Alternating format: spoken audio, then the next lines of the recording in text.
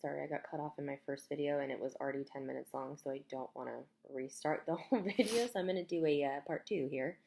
So what I was saying about the paradigm is that he kind of piggybacked onto a different paradigm. It's called the narrative paradigm. It was created by W.R. Fisher in 1985 from the Journal of Communication. And what this paradigm says is that its primary function is to offer a way of interpreting and assessing human communication, according to W.R. Fisher. And he relates it to the situational theory, which focuses more on an organizational message and which allows the paradigm to view public relations as the exchange of messages in the form of stories between an organization and its public. And that's a direct quote also from Gabriel M. Vasquez in the Journal of Public Relations Research. So that's the Homo narrans paradigm. So now I'm going to talk to you guys about the second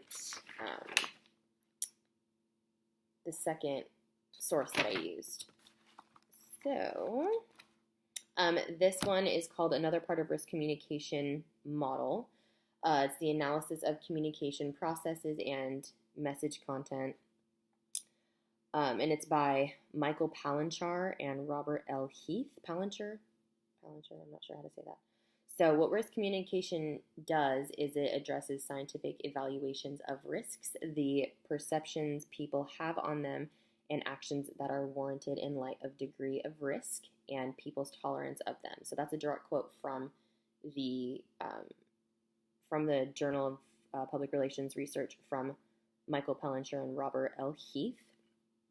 And it relates to SCT because the risk communication offers in risk communication, SCT offers a rationale and means for capturing content of dialogue that exists on the part of people within communities at risk. So the people who are in communities of risk are the people who face an enormous variety of risks on a daily basis. So it can also mean, like literal risks, but risk communication, it deals with people's thoughts and comments and the content of them based on their own personal risks. So things like uncertainty and control, like not really being sure of the future and how this risk can affect them later in life and having control of this situation. So those are the two sources that I sort of am heavily integrating into my paper, and I think those ones relate the best to my topic.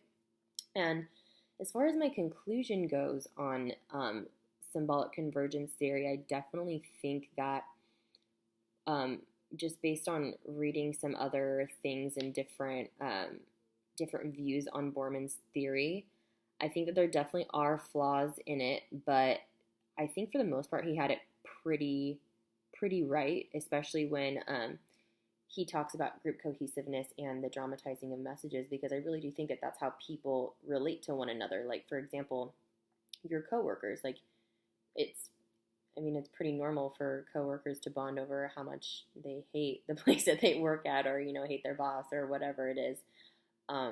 It's important for people to connect on that level, and I think that it's just something that I notice more and more every day now that I've been reading more on it. So I do definitely believe in it. I definitely think that it is a big part of our lives. So I would have to say that I do overall agree with Borman and his views on it.